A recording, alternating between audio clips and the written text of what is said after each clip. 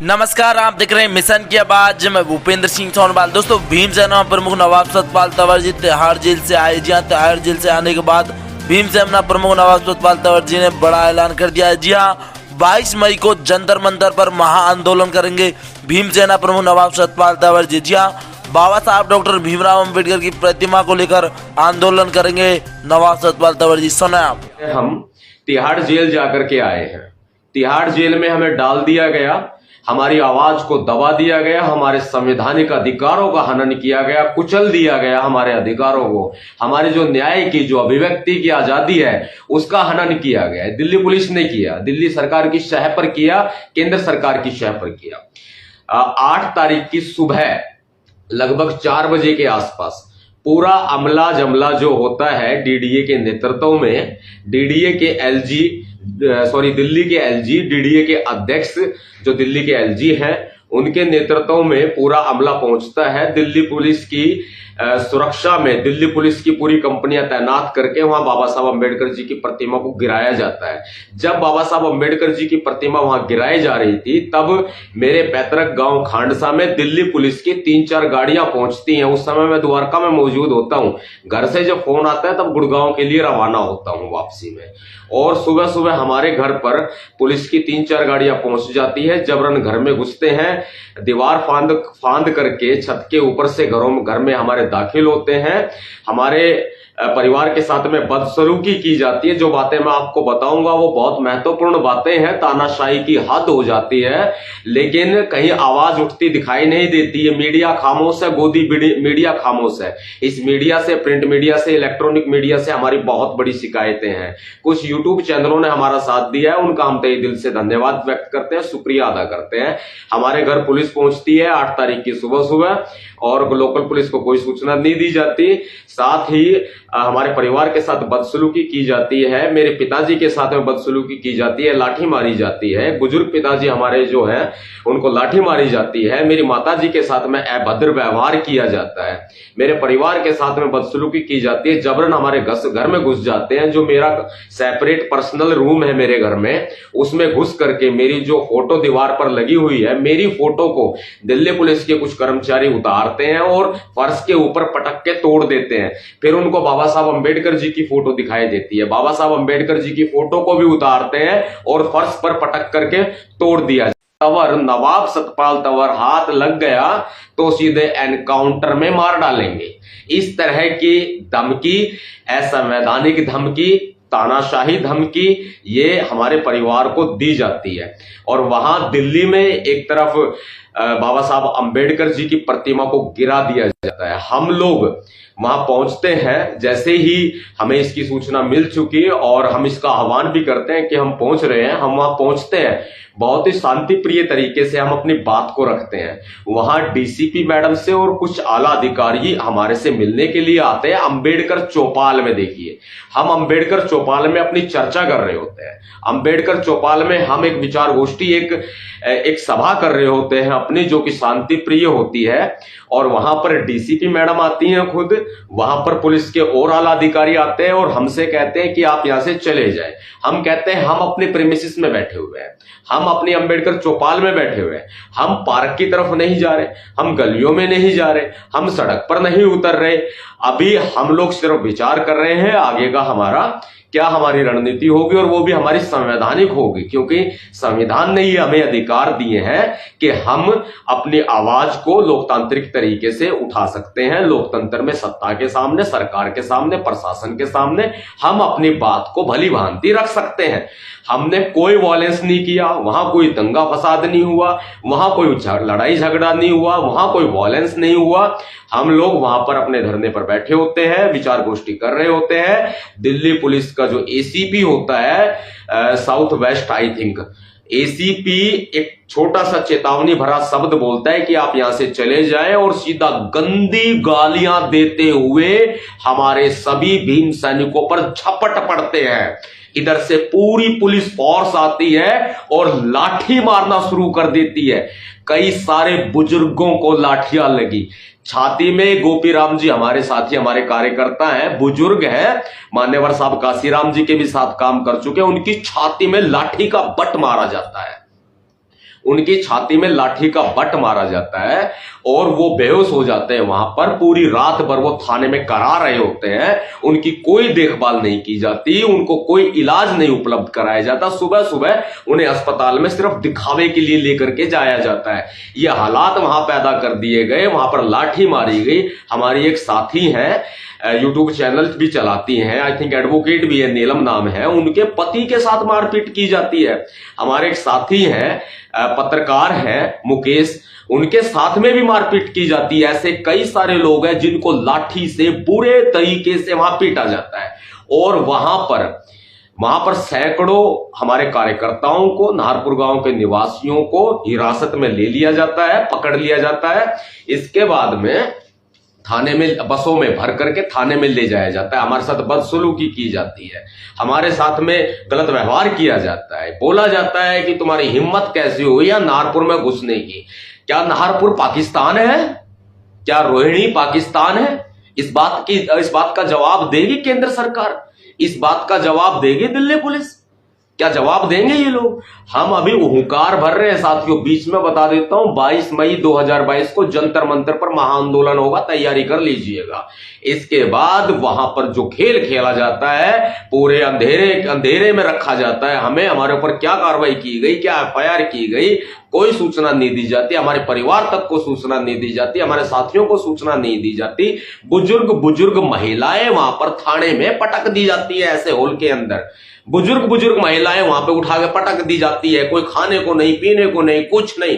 वहां गर्मी में बेहाल हमारे लोग वहां पड़े रहते हैं। आखिर हमारा कसूर क्या था? इस शासन से हम सवाल पूछते हैं। हम लोकतंत्र में जी रहे हैं या राजतंत्र में जी रहे हैं? देश में संविधान का राज है कि नहीं है? आज भीमसेना चीफ नवाब सतपाल तंवर पूरे देश भर से यह सवाल पूछता है और यह सवाल का जवाब इस देश की केंद्र सरकार देगी, दिल्ली पुलिस देगी, दिल्ली का प्रशासन देगा, डीडीए देगा, दिल्ली के एलजी देंगे। सवाल का जवाब दें। सवाल का जवाब लेने के लिए ही हम जंतर मंतर पहुंच रहे हैं। जंतर मंतर पे हमारा अगला पड़ाव होगा 22 मई 2022 को, बाबा साहब अंबेडकर जी की प्रतिमा तोड़े जाने के विरोध में, बाबा साहब अंबेडकर जी का पार्क तोड़े जाने के विरोध में, हमारे भीम सैनिकों पर झूठा मुकदमा, फर्जी धाराएं थोपने के विरोध में हम लोग आंदोलन करेंगे, प्रदर्शन करेंगे, शांति प्रिय तरीके से करेंगे, लोकतांत्रिक तरीके से करेंगे और यह बड़ा महाआंदोलन होगा राजधानी दिल्ली में। ध्यान रखिएगा, हम लोग पीछे नहीं हटेंगे डर के। आपने हमारे ऊपर मुकदमा कर लिया, हमें जेल में डाल दिया, तिहाड़ से छूट के आ रहे हैं, हमें जेल में डाल दिया। हम लोग डर के पीछे हटने वाले लोगों में से नहीं हैं। हम लोग लोकतांत्रिक तरीके से अपनी आवाज उठाएंगे। अभिव्यक्ति की आजादी है, यहां पर संविधान का राज हम कायम करवा के रहेंगे। यह हमारा अधिकार है, संविधान ने हमें दिया है, बाबा साहब अंबेडकर जी ने हमें दिया है। इस अधिकार को आप नहीं कुचल सकते। आप हमें जेलों में डालेंगे, हम जेल में जाएंगे। आप हमें लाठी मारेंगे, हम लाठी खाएंगे। आप हमें फांसी पर लटका देंगे, हम फांसी पर झूल जाएंगे। लेकिन हमारे अधिकारों की आवाज है, ये लोकतांत्रिक आवाज है, ये हमारे हक की आवाज है। इसको उठाने से आप तो क्या, केंद्र की सरकार या फिर दिल्ली का प्रशासन, दिल्ली की पुलिस, आप नहीं रोक सकते हमें। इसके बाद हमारे ऊपर ये झूठा मुकदमा दर्ज करके हमें जेल में डाल दिया जाता है, हम तिहाड़ जेल चले जाते हैं। इससे पहले यहां पर क्या होता है आपको और बता देते हैं। 7 तारीख की रात को महिलाओं को जबरन घर से उठा लिया जाता है। 7 मई की रात को दिल्ली पुलिस वाले कुछ महिलाओं को उठा करके ले जाते हैं और महिलाओं के साथ में वहां पर इतनी बदतमीजी, इतना दुर्व्यवहार किया जाता है। यहां तक ये भी कहा जाता है, जैसा कि महिलाओं ने हमें बताया, वहां पर यह कहा जाता है कि तुम अपनी जवान लड़कियों को भेजो। कुछ कर्मचारी ऐसा बोलते हैं दिल्ली पुलिस के कि आप अपनी जवान लड़कियों को आप वहां पर हमारे पास में भेजिए। क्या आप ये बताइए इस शब्द का क्या मतलब है और क्या अर्थ निकाला जा सकता है? जैसा कि वहां की महिलाओं ने हमें बताया, पता चला हमें। फिर सूर्यास्त के बाद और सूर्योदय से पहले आप किसी महिला को गिरफ्तार नहीं कर सकते। गिरफ्तारी तो छोड़िए, उसको डिटेन तक भी नहीं कर सकते, उसको हिरासत में भी नहीं ले सकते। उसके बावजूद भी कानूनों को ताक पर रखते हुए, कानूनों को पैरों तले रौंदते हुए महिलाओं को 7 तारीख की रात को उठाया जाता है। पूरी रात भर दिल्ली की बस में पूरी दिल्ली के चक्कर लगाए जाते हैं। ये दिल्ली में शासन है। देखिए आप, ये दिल्ली की पुलिस क्या कर रही है, ये डीडीए की शय पर, ये केंद्र सरकार की शय पर आखिर क्या खेल खेला जा रहा है। रात को हमारी महिलाओं को बस में भर के आप दिल्ली के चारों तरफ चक्कर लगाते हैं, पूरी रात भर चक्कर लगाते हैं और उनको ये कहते हैं कि तुम्हारी जवान लड़कियों को भेजिए हमारे पास में। दिल्ली पुलिस के कुछ कर्मचारियों ने, कुछ अधिकारियों ने वहां शराब के नशे में होते हैं, शराब पी रखी होती है, जब हमारा मेडिकल कराते हैं हमें डॉक्टर के सामने बोलने नहीं दिया जाता, हमारी बात नहीं रखने दी जाती है, हमें डराया जाता है, हमें धमकाया जाता है, हमारे ऊपर दबाव डाला जाता है। यहां तक दिल्ली पुलिस हमें यह कहती है तुम लोगों ने दंगा क्यों नहीं किया। कितनी बड़ी बात मैं आपको बता रहा हूं, दिल्ली पुलिस के अधिकारी मुझे खुद पर्सनली ये कहते हैं कि तुम लोगों ने दंगा क्यों नहीं किया। हम दंगाई नहीं हैं, हम आतंकवादी नहीं हैं, हम इस देश के नागरिक हैं, हम दलित हैं, हमें भी जीने का अधिकार है, हमें भी हक है, हमें अधिकार है, हमें संवैधानिक राइट्स हैं। इन कॉन्स्टिट्यूशनल राइट्स को आप कैसे दबा सकते हैं। और हमें उकसा रहे हैं हमें आप भड़का रहे हैं। दिल्ली पुलिस के अधिकारी, प्रशासन के अधिकारी, आप हमें भड़का रहे हैं, आप हमें कह रहे हैं कि आपने दंगा क्यों नहीं किया।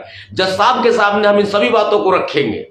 माननीय जज साहब का हम तहे दिल से धन्यवाद व्यक्त करते हैं कि आपने हमारी बात को सुना, आपने हमें बेल दी। जो धाराएं, संगीन धाराएं हमारे ऊपर लगाई गई, आईपीसी की धारा 153, 153 ए, 153 बी, 153 एसी, 505 बी और 120 बी, ये अजमानतीय धाराएं हैं, नॉन बेलेबल धाराएं हैं, जिनमें इतनी जल्दी जमानत मिलना संभव नहीं है। लेकिन उसके बावजूद हमें जमानत दिलाने वाले बहुत ही सम्मानित वकील साहब एडवोकेट महमूद प्राचा जी, जो सुप्रीम कोर्ट के एडवोकेट हैं, सीनियर लॉयर हैं, और सुप्रीम कोर्ट से चल करके बकायदा रोहिणी कोर्ट में, डिस्ट्रिक्ट कोर्ट में वो आए और हमारी उन्होंने पैरवी की।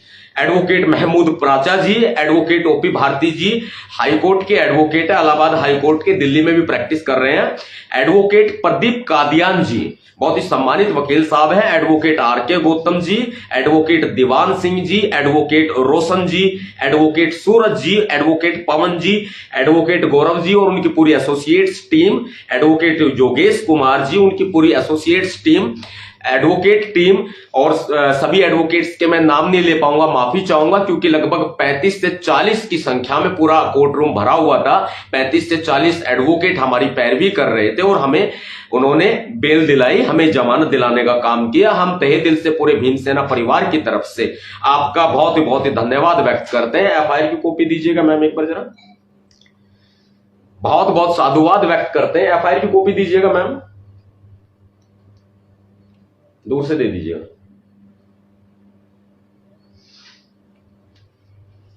साथियों, 22 मई 2022 को जंतर मंतर कूच करने की तैयारी कर लीजिए।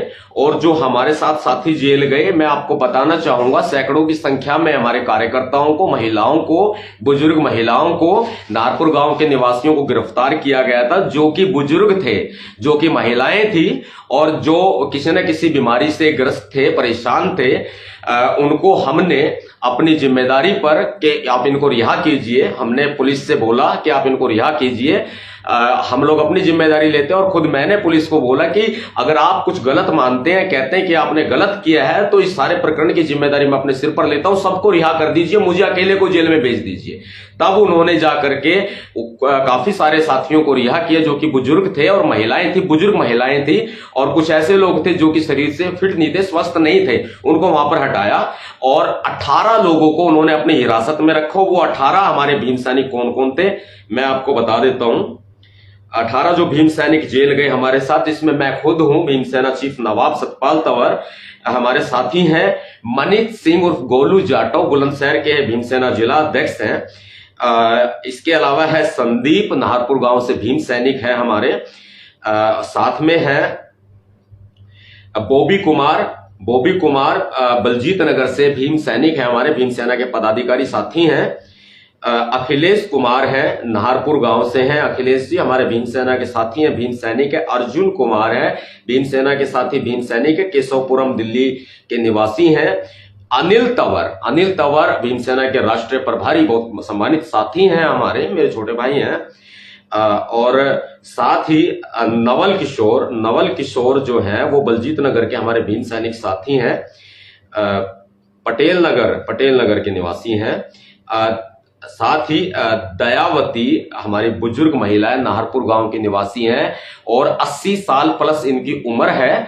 उनको भी एफआईआर में इन्होंने शामिल किया। देखिए अब तानाशाही देखिए, 80 साल प्लस उम्र है। दयावती हमारी माताजी हैं, उनको भी एफआईआर में इन्होंने शामिल किया। इनकी एज 68 साल इन्होंने दिखा रखी है, जो कि गलत दिखाई है। 80 प्लस इनकी उम्र है और इतनी बड़ी तानाशाही, जसवंती महिला, बुजुर्ग महिला, उनको भी एफआईआर में शामिल किया। देखिए आप तानाशाही देखिए। इसके अलावा काफी लोगों के नाम इसमें नहीं है जो कि दूसरी एफआईआर में है, जिसमें हमारे साथी हैं, अमिताभ हैं और भी कई सारे साथी हैं जिनके सबके नाम मुझे नहीं मालूम है। वो दूसरी एफआईआर में 2 एफआईआर इन्होंने यहां पर दर्ज की थी। इन सभी साथी, ये जो सभी साथी हैं, क्रांतिकारी साथी हैं जो हमारे साथ में जेल गए और जो जिन्होंने अपनी अहम भूमिका निभाई इस आंदोलन में अपनी अहम भूमिका निभाते हुए साथी जेल गए हैं। हम तहे दिल से इनका अभिनंदन करते हैं, स्वागत करते हैं। आगे भी ये लड़ाई हमेशा जारी रहेगी। जिस तरह से सिचुएशन यहाँ पैदा की गई, जैसे हालात यहाँ दिल्ली में पैदा किए गए, ऐसे हालात पूरे देश भर में कहीं नजर नहीं आते हैं। दिल्ली देश का दिल है, देश की राजधानी है, लेकिन राजधानी दिल्ली में बाबा साहब अंबेडकर जी की प्रतिमा को, अरे खोल दो जरा इसको, जरा अच्छा रहेगा। बाबा साहब अंबेडकर जी की प्रतिमा को बहुत डिस्टर्ब किया गया है, ये अच्छी बात नहीं है। बाबा साहब अंबेडकर जी की प्रतिमा को तोड़ा गया, बाबा साहब अंबेडकर जी की प्रतिमा को ध्वस्त किया गया, बाबा साहब अंबेडकर जी के पार्क को ध्वस्त किया गया। आज इस तरह की सिचुएशन जो यहां पैदा की गई वो बहुत ही निंदनीय तानाशाही रवैया है। हम बिल्कुल भी 0.1% भी हम ये चीज बर्दाश्त नहीं करेंगे। एक सेकंड साथियों, 2 मिनट का वेट कीजिएगा, 2 मिनट का वेट कीजिएगा। फोन का लॉक खोलना था, उस फोन का खोलना जरूरी था, तो इसलिए उस फोन का लॉक खोल दिया गया। अब ये लाइव वीडियो और भी ज्यादा आगे तक जाएगी। आप सभी साथी इस लाइव वीडियो को शेयर कर दीजिए, जितना ज्यादा हो सके शेयर करें, अपने सभी साथियों को बताएं। 22 मई आने वाली 22 मई 2022 को राजधानी दिल्ली के जंतर मंतर पर सुबह 10 बजे बड़ा महाआंदोलन किया जाएगा और इस महाआंदोलन में देश के कोने कोने से भीम सैनिक साथी जो है वो अपनी हाजिरी देंगे, अपनी प्रेजेंस देंगे और इस आंदोलन का हिस्सा बनेगी। इस आंदोलन में साथ उनका सबका हमें चाहिएगा और जितने भी साथी हमारे भीम सेना के हैं, भीम सैनिक हैं, उन सभी साथियों से मेरी दरखास्त है कि आप अभी से ही तैयारी शुरू कर दीजिए। और जितने भी स्वयंसेवी संस्थाएं हैं, बहुजन समाज के संगठन हैं और सभी ऑर्गेनाइजेशंस हैं, उनसे भी हमारी रिक्वेस्ट है कि आप इस लड़ाई में भीम सेना के साथ आए, गांव नाहरपुर निवासियों के साथ आए, अंबेडकर समिति गांव नाहरपुर के साथ आए। आपसे हमारी दरखास्त है तहे दिल से, ये मान सम्मान और स्वाभिमान की लड़ाई है जो हम सबको मिलकर के लड़नी है और फतेह करनी है। ये मिशन नाहरपुर है। मिशन नाहरपुर को हम पूरे संवैधानिक तरीके से, पूरे शांतिप्रिय तरीके से हम इसको सफल बनाएंगे और ये शेरों की दहाड़ जो है, इसको रोकने की इस प्रशासन की हिम्मत नहीं है, इस पुलिस के बस की बात नहीं है। ये हमें नहीं रोक सकते, किसी भी सूरत में नहीं रोक सकते। हमारा हक है, हमारा अधिकार है, हमारे संवैधानिक राइट्स हैं जिनको नहीं रोका जा सकता, जिनको नहीं दबाया जा सकता। अदालत है उसके लिए। मैंने सभी वकील साहब का धन्यवाद व्यक्त किया है। एडवोकेट निशा तंवर का हम विशेष तौर पर धन्यवाद व्यक्त करते हैं। साथ ही सभी वकीलों का हमने नाम लेकर के पीछे धन्यवाद व्यक्त किया है। और जो साथी भीम सेना के और हमारे आसपास के सभी साथी थे, उन्होंने बहुत ही दिन रात उन्होंने एक कर दिया और हमारा इसमें साथ दिया। हमारी रिहाई में उनका विशेष योगदान रहा, जिसमें कुछ मुख्य नाम साथी शामिल है। रविंद्र तंवर, अभय सिंह, कैलाश रंगा एंड इसके अलावा काफी सारे साथी जो साथ में रहे, राकेश, धर्मवीर, सभी साथियों का मैं नाम नहीं ले पाऊंगा, माफी चाहूंगा। तो ये मुख्य कुछ नाम हैं जो हमारे अंदर जाने के बाद में हमारी इन्होंने पैरवी की और हम बिल्कुल तहे दिल से सभी साथियों का शुक्रिया अदा करते हैं। लेकिन लड़ाई अभी पूरी नहीं हुई है, हमारा मिशन नाहरपुर पूरा नहीं हुआ है। मिशन नाहरपुर हमें पूरा करना है। बाबा साहब अंबेडकर जी की प्रतिमा हमारी वहां दोबारा लगाने की मांग है। बाबा साहब अंबेडकर जी का जो पार्क है, ये हमारा था, हमारा है और हमारा ही रहेगा। इस पार्क को ये पार्क हमें वापस चाहिए, जिस पर हमारा हक है, जो लगभग 55 साल पुराना पार्क है। और ये जमीन जो तो सैकड़ों साल पुरानी, कई पीढ़ियां यहां पर बीत गई है, लेकिन जो पार्क जो बनाया गया वो लगभग 55 साल पुराना है। और बाबा साहब अंबेडकर जी की जो प्रतिमा है वो लगभग 25 साल पुरानी प्रतिमा है ये। सभी साथियों से मेरी दरखास्त है, आप ये सूचना सभी तक पहुंचाएं, जन जन तक पहुंचाएं, और राजधानी दिल्ली में आप सभी का मुझे इंतजार रहेगा। आप सभी अपना साथ, अपना प्यार, अपना प्रेम, अपना सहयोग बनाए रखें। अगर फांसी भी लगेगी तो हम हंसी हंसी, खुशी खुशी फांसी पर चढ़ने के लिए भी तैयार हैं, लेकिन हम अपने हक अधिकारों के साथ में समझौता बिल्कुल कदापि नहीं करेंगे। क्रांतिकारी जय भीम, जय भारत, नीला सलाम।